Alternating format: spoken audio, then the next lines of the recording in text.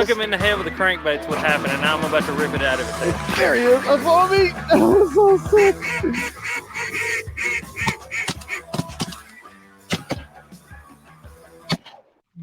No.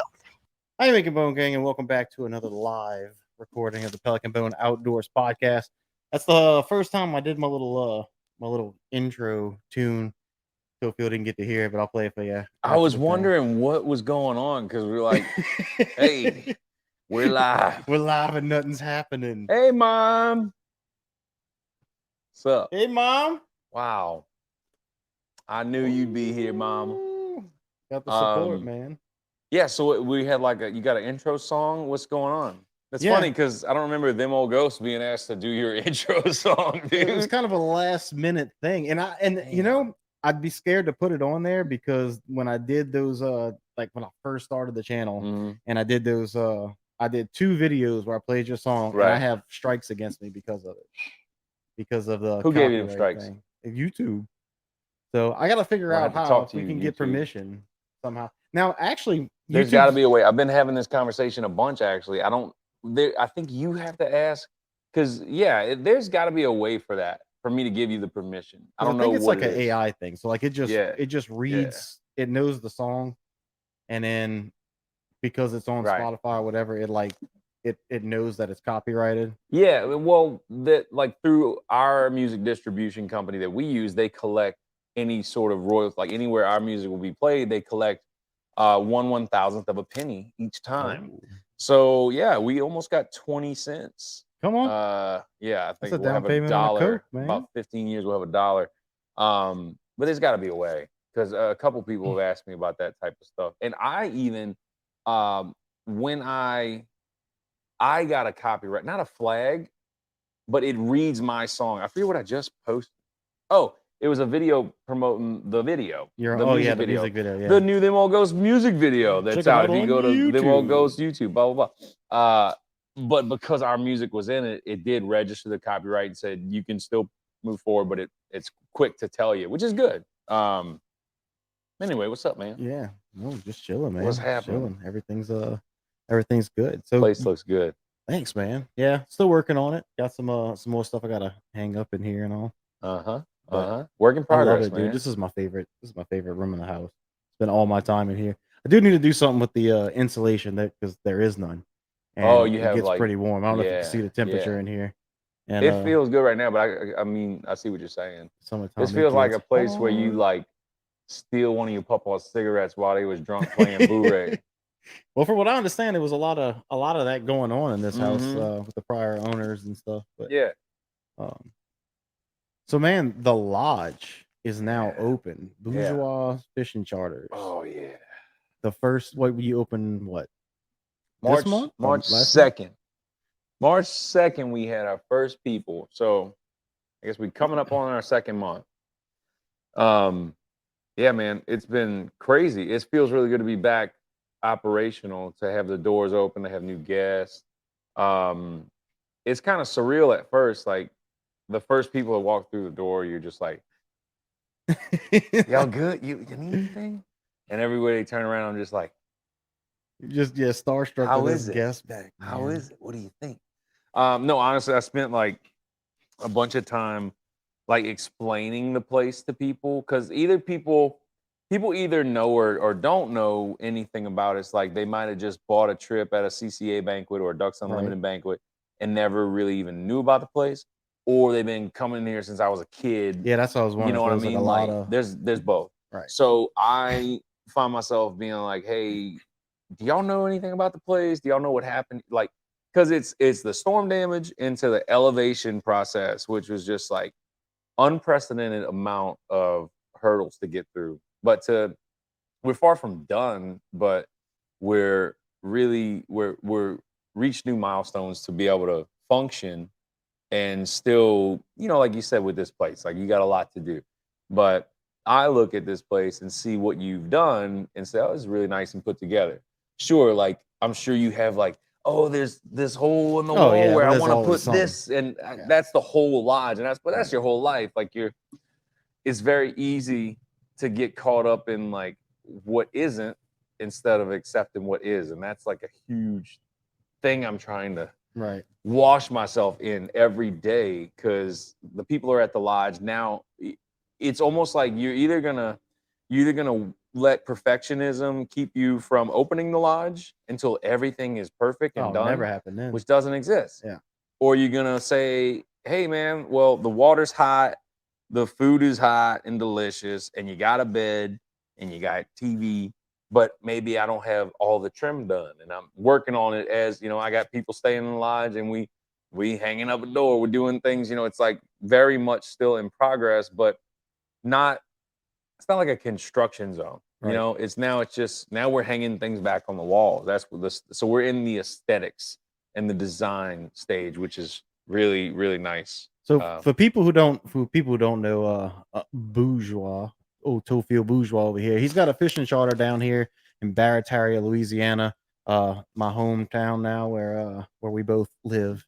And Bourgeois fishing charters, NewOrleansFishing.com. It's got a history before the storm. Obviously, your dad started it. It was a school building that was just left vacant for years, or it was a Barataria Elementary School.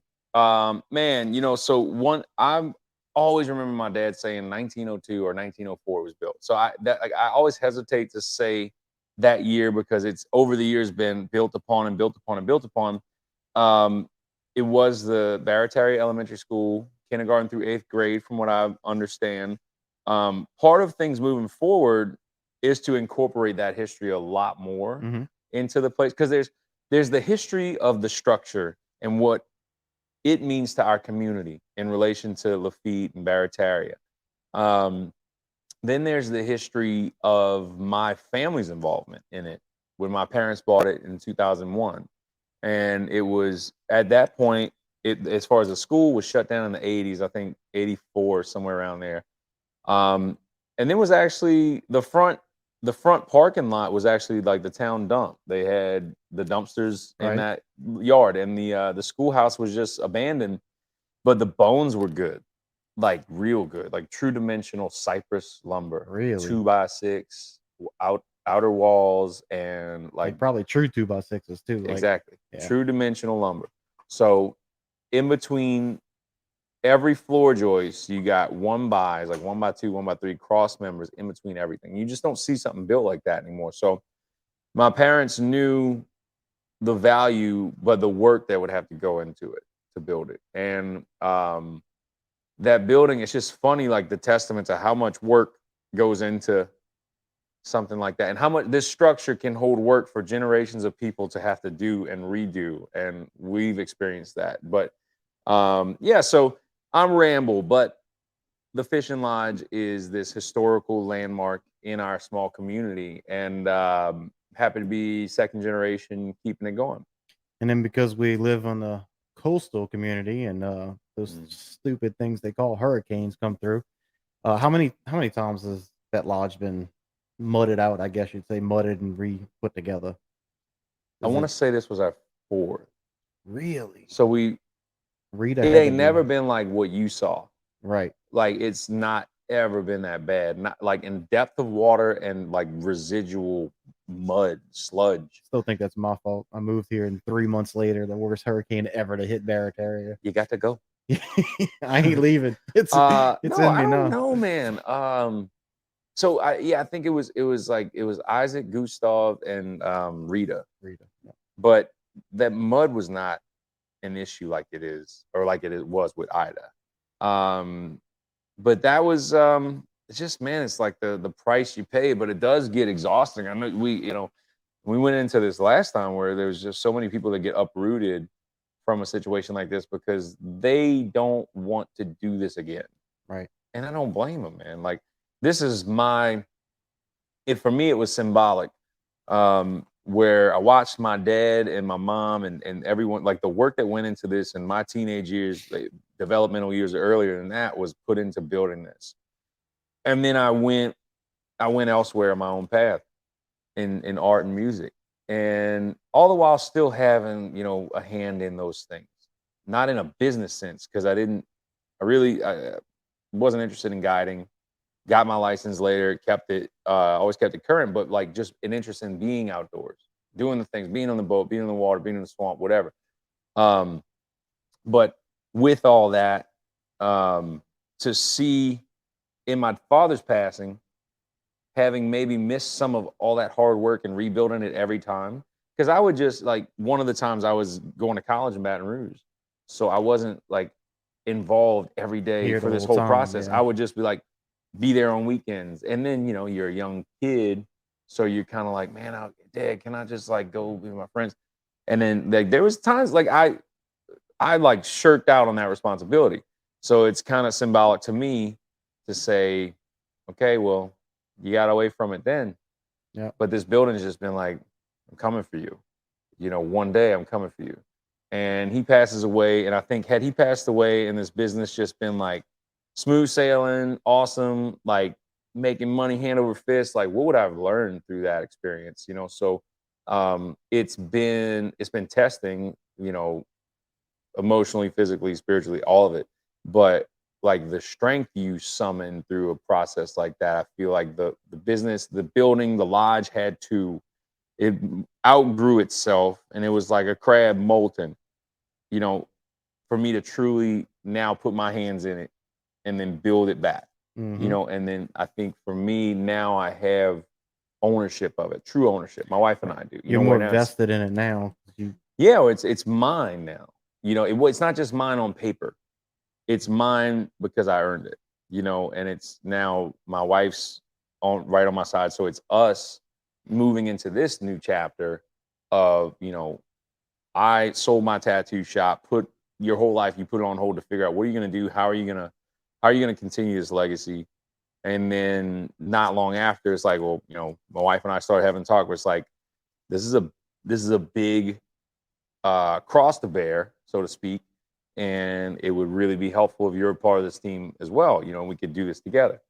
And luckily, like we like each other. Yeah, like that helps. we don't just love each other, and we have fun play fights. Like today we were arguing over who was gonna bring the kids to school, but not like I didn't want her to bring the kids to school, and Right. she didn't want me to bring the kids to school, right? Because we were both kind of in this standoff of, I don't want to hear you say anything, because I told her I was gonna bring the kids. I had a big long day, and I forgot about. I told her I was gonna bring the kids to school, so I had this long day. And I'm like, oh man. So she's gonna I'm gonna go do it, but she had this whole like, it's fine thing, which is never fine. No. It's never ever is fine, right? Yeah. So we literally, like, she's like backing out, and I went around the front and like blocked her car off, and I was like, nope, you're not going. And we had this like little thing, So we have fun together, man. Like we actually have fun together and work together a lot. So does she's still nursing, or she? No. So she's full time in Bourgeois. She keeps her license current, like just in case Well, something. yeah, it's always if good she to fall needs back. to use it, But she's full time Bourgeois. Full time, dude. And your wife, which I'm sure is a full time job, just like my wife is for me. Yeah. So for from housekeeping to this to that to kitchen, there's that's the thing about a place like that. It's a big operation, so you got to be able to like, hey, this one's not here today, so we got to take care of that now. It's all hands on deck. But yeah, so in full circle, we're really happy to actually like have an operational functioning business now, because we've spent so much time just building it back with no cash flow coming back, like just like little bit like day trips. So now to have lodging and food, the meals and lodging is what really provides the capital for this company. Right. Like that's the business model, is the lodge. So the day fishing trips keep our captains fed, but it was a very difficult thing to get through such a long period with that limited cash flow. How long was that? It was August 29th, a year and a 21. half. Was that? I'm not good at math. August 29th. What does that put us at? 8. So we got 4 months into 2022, and then we're at 4 months. So it's a year and 8 months. Jeez. Yeah, that's a long time to be down. Year and 8 months. A long time to be down. But that's also from the storm on, like, went right into the elevation. Right. And the elevation is just such a big project.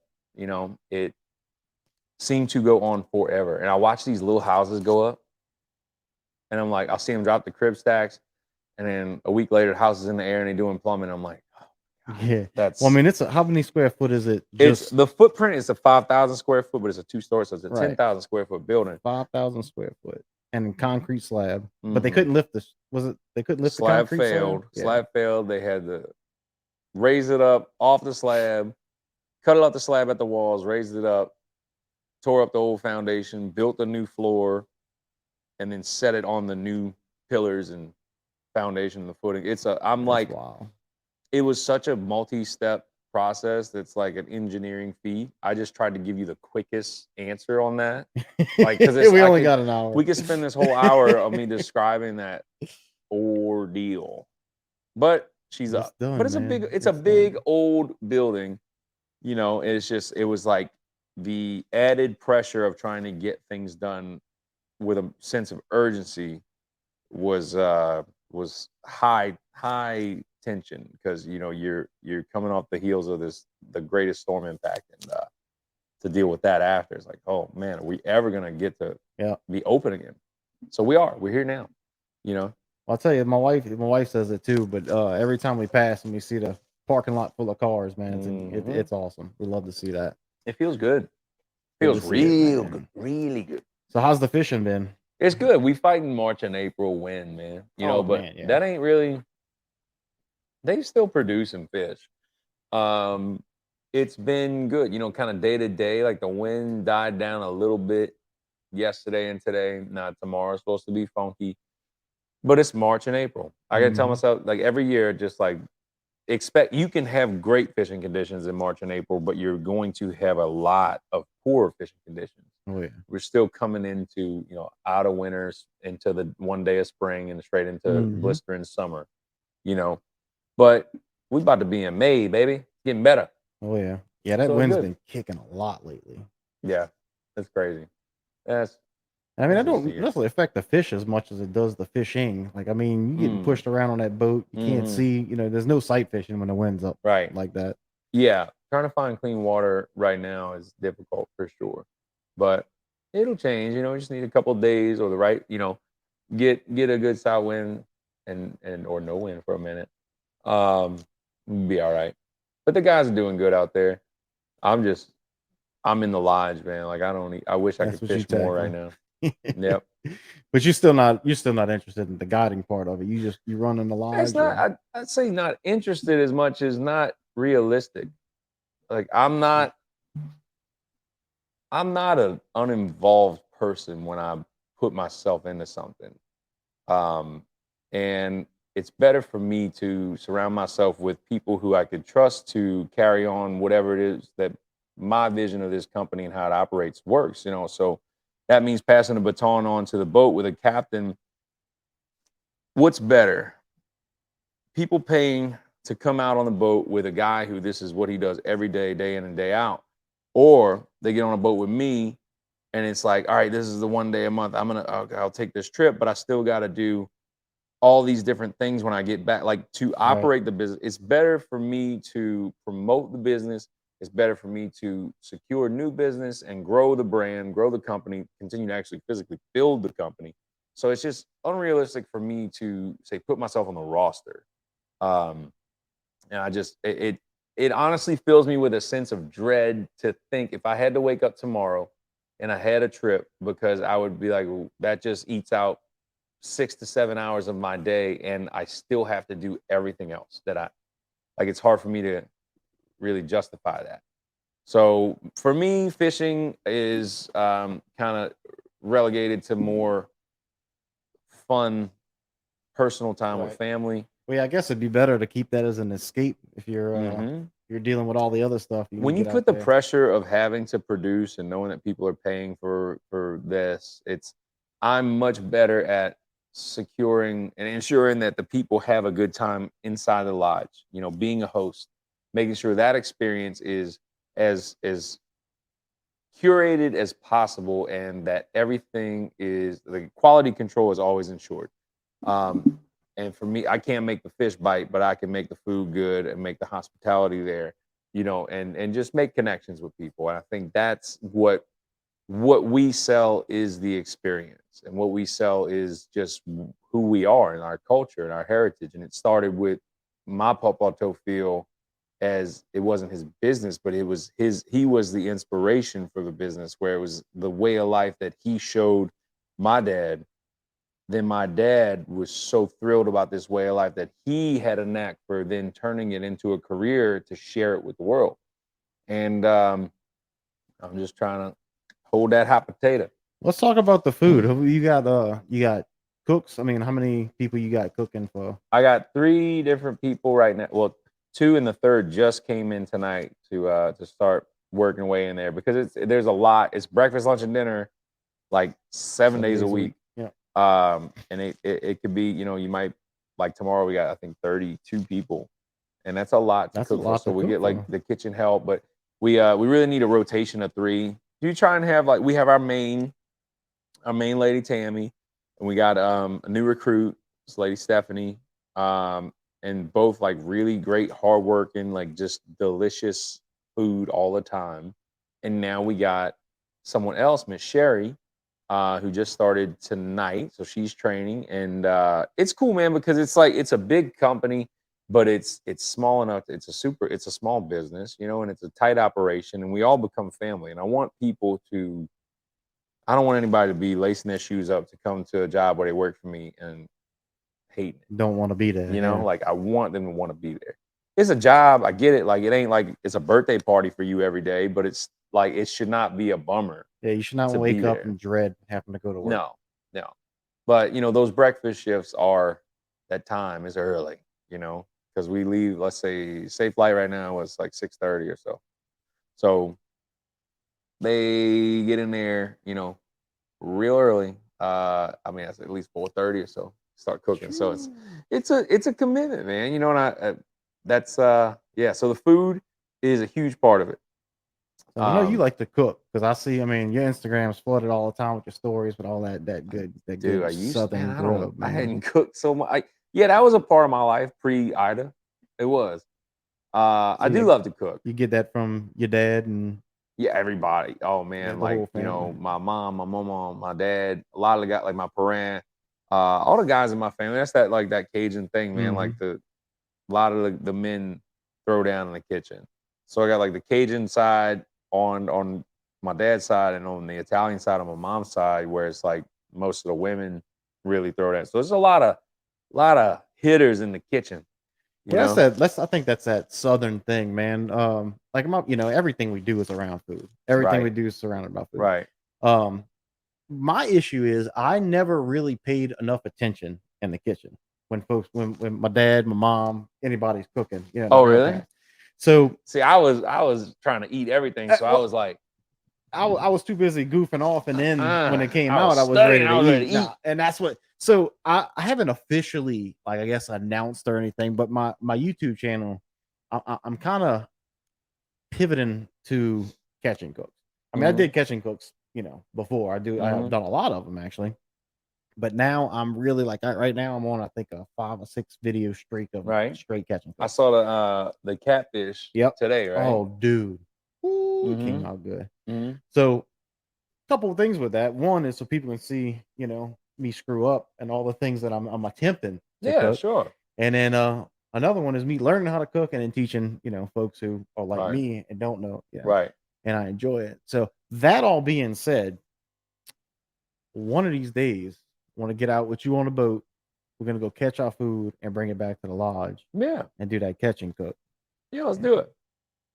In the lodge, man. And then you can give me a couple of them recipes. For sure. And I don't mind. Hey, I want to see your cooks in the kitchen too. I might go out, catch me a redfish, bring it on into the kitchen. Yeah, you can get one of them to teach you how to do it the right way. No, man, I love cooking. It's something like there's only so much time in the day. Since all this, I had not cooked as much, because it's not like on like a weekend where it's like, all right, I'm gonna throw down this big meal, drink some wine, and it's like an event, right? Or what you name it, a boil or a barbecue. But it's usually some ritualistic celebration that revolves around food and imbibing in some drink, some spirit, But there's something awesome about drinking wine, listening to Dean Martin, and making spaghetti with your wife, or putting on, you know, Tina Na and making a gumbo and drinking a cold beer. You know, so like there is that, like it's we're slowly making room for that stuff back in our lives, because man, it's just like it's just like balls to the wall. Yep. Now I also put a lot of extracurriculars on my plate. Like I don't have to have a band. I don't have to tattoo. Yeah, I do. You're right. Like I do have to. My soul, my very being needs to. My soul and my ears need it. Thanks, man. Love them old ghosts. I mean, look, got that repping the hat right there, right?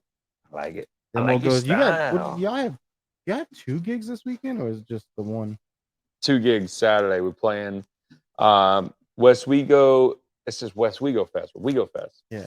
Wego Fest Saturday, 4 to 6 p.m. And then we're hightailing, boot scooting right to Gasa Gasa to open up for a band called Them Dirty Roses. So we were asked to play because of the name, the Them similarity. So, and they're like a really also similar, like roots rock, southern rock kind of band. So we've actually never done this like back-to-back show. Yeah. It's a 2-hour set in Westwego, and then we're going straight to Gasa Gasa. So like we're basically gonna be like super warmed up.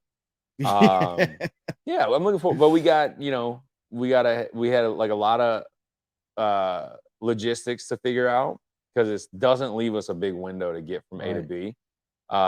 So we're using a lot of the gear for the festival, so we don't have to lug all of our equipment up and then just lug our own equipment to the Gasa show. So I'll be there in Westwego, so if y'all need help loading after, I'll help you break it down and do all of that, man. I'll put you to work. Heck yeah. You know I ain't afraid of that. I won't say no to that. No, but yeah, y'all got to check out Them Old Ghosts. They're on Spotify, Apple Music, all those places. One of the few, I guess the few good bands these days that still write their own music and doesn't sound like every other band, like cookie cutter rock. Oh man, that's really nice. You know, God, I wish you could hear your music as like for the first time, or see your art for the first time, because there's such like a self-critical aspect of it. Where I was just talking about this today. I was filming a couple. I got some little another project that I'm got cooking, and some of that revolved around like filming some acoustic performances, and I'm like, which song do I want to sing out of like all these songs that I think are really beautiful songs that I wrote, but once they're older, you don't appreciate them as much. I don't, you know, and they're good songs, and by all accounts, but there's people I should be jumping at, like, oh my God, it's amazing. Anyone wants to listen to it at all, and I'm sitting here like, I don't like this song. It's exhausting, but it's hard to break that habit, that critical aspect. Well, you're always your worst critic, no matter what. To such a detriment for no good reason. But that was one thing I had to do with the YouTube. I mean, my first videos, I go back and watch them. Don't do it. And it's cringy, dude. It's cringy. No, but you got to though, because when you go back and look at it, you're like, all right, I'm not doing so bad now, because look how far, how far I've come. Yeah, you can see your growth. And, I got more comfortable on camera because now I'm myself on camera. That's important. And before it was, I didn't know how to talk to a camera. That's very true too. So I didn't know how to do it. I'm like, how you making, Bone Gang? Blah blah blah blah. Right. Just because I was so awkward. Yeah. But now it's just me. Yeah. Me being me, my goofy self. My people, like my cousin even says, like, dude, if you didn't have a camera, would you still be talking to yourself like that on the boat? I'm like, absolutely. Maybe. No, absolutely. Absolutely. Yes, we would. Yes, we do talk to ourselves like this. Yes, we would be talking. Yeah. Oh man. But no, I know what you mean. It's definitely I always think the same thing. As soon as I cringe kind of when I put myself in front of the camera for certain things, because I'm like, you enter some sort of character, whether you know it or not. Right. Like I do it. I know you do it as well. It's almost like, what vibe do I want to go for? And I have a hard time being serious. And So where if like today, I'm gonna talk about this product or I'm gonna talk about this thing, because I'll get real philosophical. And then I'm like, oh, I'm the dude making fart jokes any other day, and now I'm like waxing poetic on the value, the inherent value of the Cajun heritage and culture and all this stuff. And I'm like, or should I just be like, "Bleh," you know? Which is crazy because it's all you. Yeah, I mean, that's right. the philosophical, the funny. It's the same way with me. We can get. There's been a lot of deep philosophical conversations right here, because this is where my buddies will come. We'll have a beverage and a cigar, and man, the things we talk about, how deep. I mean, anywhere from theology, philosophy, all of that stuff goes on right here. But that I don't know how many people want to see that on my fishing videos. So that that's it's just all part of you. That's what makes whatever up the whole, comes man. out. Keep it real, man. Just got to keep it 100. That's right. It. That's it. As the young bucks say. So, so I want to ask you. So, back to the fishing thing, there was for a while there was a speckled trout limit thing going around. They were trying to vote on changing the limits for the speckled trouts and everything, and they ended up shooting it down. How much you think that would affect the business if those limits change? I mean, do y'all have a lot of customers that come out and just catch and release, or is everybody pretty much want to take some fish on them? No, I think that the impact on my business would be greater if the limits were left unchecked, because the sustainability is in question. Right. I don't feel that we need to fill boxes up. I think it sets like a misguided kind of a milestone on every trip, where it's like, man, I was just talking about this. Somebody who fished with my dad at a sportsman show was telling me, "Oh, I had a trip with your dad." I said, "How y'all made out? How was it?" He's like, "It wasn't really that good of a day," which I thought was odd. And then he's like looking through his phone and he pulls up this picture, and it's him and his son with this stringer of fish on his back, like easy over a one-man limit. And this dude's words about his description of the trip that he spent all this money to do, this such unique bucket list trip, not that good of a day, because in his mind, like if it's not 75 or whatever, if it's not a full limit, it's like it could have been better. And it's such a poignant metaphor for life, right? Like that fish limit, we all need to lower our fish limits, because if you're always trying to hit 25, you're not going to appreciate 13. Like you're not going to appreciate the day you go out with your son and have the best day ever because you caught 2 trout and you might have left your sandwiches in a bag, so y'all had to eat Snickers for lunch. You're missing the point of the experience. So now, as far as like a biological standpoint, I wish I knew. I would love to sit down with a third on here who is, maybe someone from wildlife and fisheries in the biology department aspect of things, to sit and really get some of the information, because there's so many holes for me to answer that question in an informed standpoint. I couldn't. I know very little, but I know that the fish population, I don't think we can sustain all the pressure.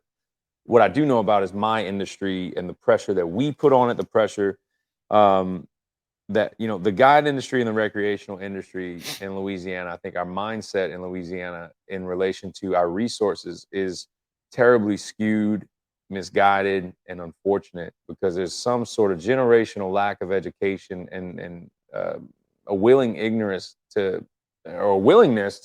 disrespect this place. People who will fight you over fishing spots, but will throw their trash right out the boat once they get there.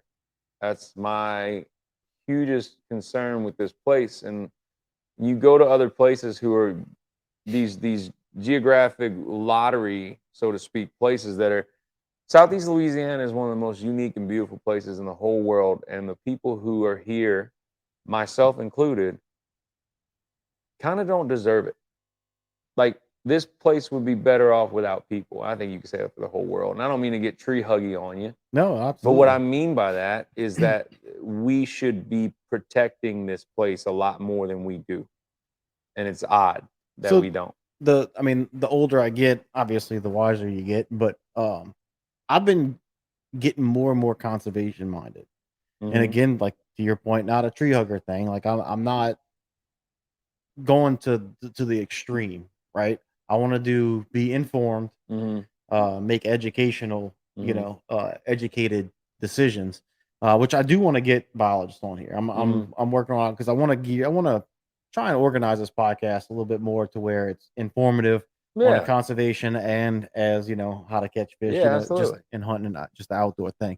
But you're absolutely right with, the trash. Like Louisiana it's got to be one of the top states with the trash. We have a problem with people throwing trash, just throwing it out the window, throwing it out the boat. And it's really bad. And I think I think it correlates with the education. Like, I don't know where we stand, but I know we don't stand very high in the nation in education. And I think that that's true. You'd be a fool to think that that's not related. Yeah. There's just not it's so crazy because there is an appreciation. Everyone I know who lives down here is constantly on the bayou doing it. And I'm not like, and there's a pride about it too. Right. And it's like, there's this pride, there's this ownership of it, but it's almost like that insecure, abusive husband or boyfriend who has a hold on this beautiful woman, but doesn't respect her, treats her like trash, but won't let anybody else have her. Right? Like this crazy, why are we like that with this place that we should be taking care of? Why did we let the oil industry do what it did to our coast? They saw green. A few people made big decisions that affect the future of this entire state and in turn this entire country, based on the pockets of a small few. So look at the river. The river isn't even supposed to be flowing where it's flowing right now, but they put the levees up for commerce. You got to keep the ships moving. It's crazy. Which, if the river was let go, and we didn't have the oil canals dug through our marshes, I'd love to see what Louisiana would have looked like if it was just let nature grow it back. But the as far as the filling the boxes, that's a mentality that needs to change around here. Because I know it's the majority of people go out and they're not stopping until the limit. So, do you think some of that comes from the poverty of this? Not so much now, but the old Cajuns. It was fish to eat. You got the poorer folks, they going out there and catching and keeping. What were they going to keep them? What are they going to push salt on them? They didn't have refrigeration. They didn't have a 25 trout limit.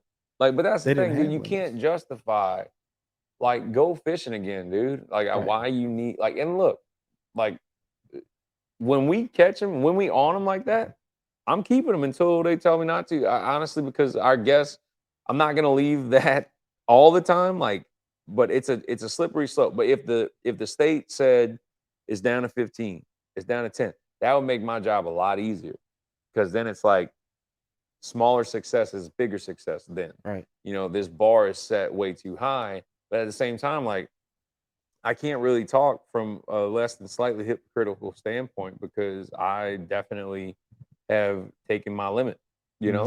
So it's just, it is a thing I would support. If it comes back around, I think it should. But so I've definitely taken a stringer of trout. But again, like, it's hard to eat. Like, I'm giving that to this, giving my mama, give it to this. Like, it's hard to eat that many fish. There's no reason to keep them. So 25 fish is a lot of fish. I don't want to clean all them fish. And then they also have, I don't know if you got it, but I got an email from Wildlife and Fisheries, is I got them blocked. What you call that thing? A survey, because they're talking about the redfish now. They're trying to get information. I saw that, but then honestly, I should get involved, but I just was like, well, y'all gonna just not do anything about this too now? But that's the wrong attitude. Like, I need a defeatist mentality. Yeah, like, you're not gonna do anything. Like, I guess this will be different, but it should. What are they talking about doing? Well, the survey is basically just asking opinions of what you think if they change limits, to change in the sizes, how many over 27, how many under. It gives you a whole bunch of options, and you're basically just saying if there is going to be a change, this is what I'd like to see over this. And it's a good thing that they're gathering information right now to see what the general population would want. So if you live in Louisiana, go to Wildlife and Fisheries. I'm not sure exactly where on their page is going to be, but I encourage you to fill out the survey, because now's the time to give input, so that at least your thoughts out there, right, that they can look at. And I did see that, but I put it with every other email I get. I'm like, I don't want. Well, get to this though. But I should, and that is a part of things that I like need to make more time for. But right now, it's just like hyper focused on finishing this task. So, it's no excuse, but that's not something that's always present in my mind. I want to have that more time to be actually making some sort of positive impact and conservation minded impact. But yeah, so I'll support any changes on that. Size. For that, as far as the slot and the count. I stopped keeping bull reds. We don't really do that. I used to get the big one. I was so excited, but now, now that I know that, they don't even breed until they're 27. Like once I found that out, I'm like, man, I can't, so I'll start putting those back, and those, the small ones taste better anyway. But what do you know anything about the diversion that the Barrett Terrier diversion? No. See, I don't know enough about it to talk. Man, I hear people. I don't. Why is somebody asking? Well, no, that was just one of the things that I want to do some more research on too. Because if y'all not familiar with, just the stuff in Louisiana, we're losing a football field an hour of our coastal. That's a lot. That's a lot. That is a lot. It's not a day, not a week. An hour we lose a football field. So they trying to come up with all kind of things. I know they got some projects where they're actually building land, which in my opinion they need to. That's what they need to be doing. And then also some diversions where they release the river in certain areas to push fresh water in that's going to push that salt water further back out. Right. And then some of them are sediment diversions, but I need to do more research, figure out what all of that is. Look at Jerry S. Is that true? Is that hearsay? That's for real?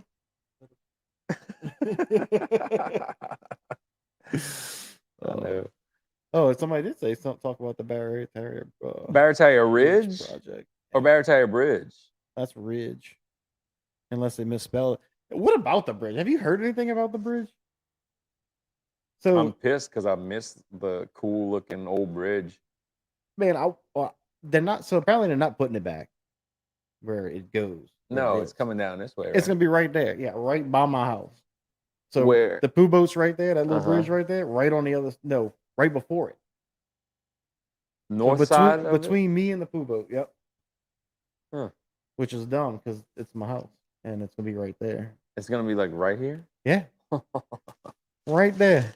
But maybe they'll buy your house at a good price. No, they're gonna buy up to my oak tree. They might have to take my oak tree. Wait a minute. Like this way? Yeah. In the front? Because are they gonna have to get rid of buy your neighbors' houses? So we haven't gotten anything with the offers or anything yet. So they're gonna be buying so much like the ditch and further in a little bit for an easement or whatever. Right. Because they're trying to straighten this curve, whatever that means. But for whatever reason, they're trying to straighten that turn. So my neighbor right here in the front, they have to buy a portion of the front of their house. But they can still live in it because they're not going to actually have to build anything on it, but they have to buy so much in. What? It doesn't make sense to me either, but that's what they told us.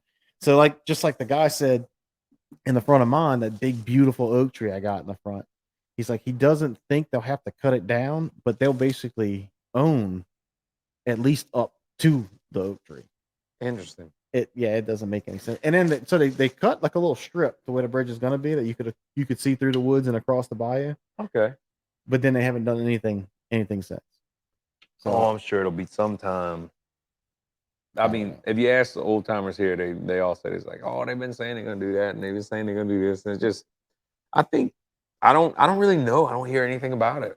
But seems like I know they broke ground, like they did like the ceremonial groundbreaking and all. So I'm sure it's coming down. but you might have more time than you think. Who knows? Yeah, and enjoy it. You better swing enjoy your oak tree, swinging your oak tree while you can. Man, I'm gonna be so mad. Well, at least it's not like a super busy area. Like even though the bridge will be right here, it's not gonna be a whole lot of. It might actually be less traffic in front of my house because it'll be past my house, so they'll be going all down towards Joe's and right. Because I think there's less. Maybe. Yeah, but yeah. I don't know. Get you a good price for your tree. Yeah, I'm gonna try. Yeah. I don't want to take that tree. I'm gonna be so mad. I'm gonna go chain myself to the tree. Don't cut it down. Film that. Don't cut it down. Film that. That's a tree hugging. Do it. I might have to, man. Yeah, man. So you still working on your house too, huh? Not just the lodge, but you got that house working on. Yeah, just drowning in projects. I don't know how you do it, man. I don't know. I mean, one step at a time. Oh yeah, one little grain of sand at a time, like an ant. I don't know. People tell me that a lot. I don't know how you do it. I don't think it's a good thing. I think that there's a whole lot of workaholism that needs to subside, but I'm not really sure how to do that yet. Well, I don't know. I mean, you could probably start tackling that once everything's back functioning, like pre-Ida conditions. Yeah. Well, it's like the thing is, man, I have a lot of interest and I have a lot of things that I'm not doing currently in various like creative projects, and all the things that you see that I am doing is kind of like the tip of an iceberg, where I know I have these projects that are started, or these goals and these plans. And I think it's like easy to get caught up in the timeline and say, like, oh, it's not happening quick enough. But also, you have to look back and see, like you said earlier, with the progression of your videos, like to see how far you've come. You have to look back. But yeah, there's not enough time in a day. That's true. Really. But I don't know if it's necessarily the best thing. That's a thing I grapple with all the time, is when to chill, when to rest, when to work, when to play, when to rest. But it seems like work is always what's on my mind. Yeah, I have a hard time sitting still these days, like, because I want to relax, but the whole time I'm relaxing, I'm thinking about the stuff. The whole time I'm trying to relax, yeah, I'm thinking about all the things I need to be taken care of. I think if you earn your rest, like that's what I always say to myself. Like, all right, well, and it's not healthy either, because it's like the trout limit. It's like, did I get enough things accomplished today where I feel like I could rest and lay my head down and relax? And most days the answer is no. So then I'll be overworked, underslept, and then it's just like this cycle. And it's like, okay, well, now I'm gonna take a day off, which is, it's but I'm young enough. Like, I'm gonna do it. I'm gonna keep doing this stuff. I don't know what else to do. I can't give up any of them. Like, what am I gonna do? I could, but I won't. Right. I won't. I just can't. Yeah, I got a chicken yard that's half built back there. I'm trying to get some chickens. I just put me a little garden, a little little raised garden bed that I'm gonna add on as time goes, and then I also started a little worm farm that I'm gonna be worm farm. Yeah. So I went. Oh man, I'm picturing like the coolest little, like you with just a pickaxe and a big hat, and just like, how many worms y'all want? How many worms y'all want? Right now it's just a bucket with some cow manure and peat moss in, with a little pack of red worms. You need just a big white piece of plywood with worm farm painted on it. We've got worms. Love it. Yeah. So the whole idea is to have. So I got the pool pond downstairs with the 2 bass in it and a couple little perch and stuff.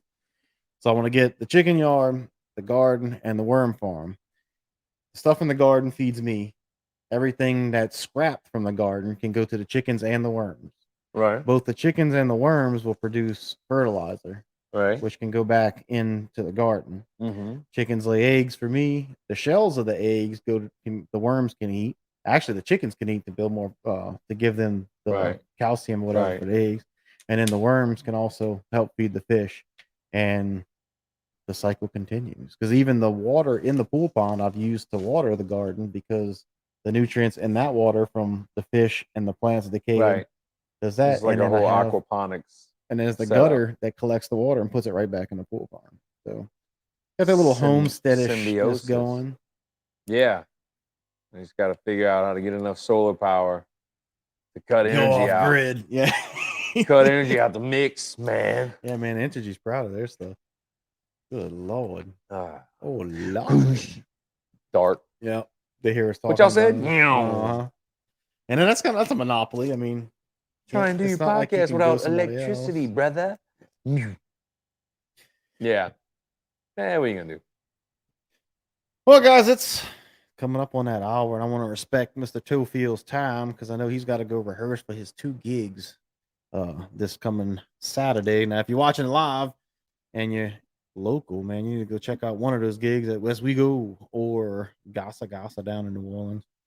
But if you're listening to this in podcast form, you definitely already missed it because it didn't come out until the following Monday.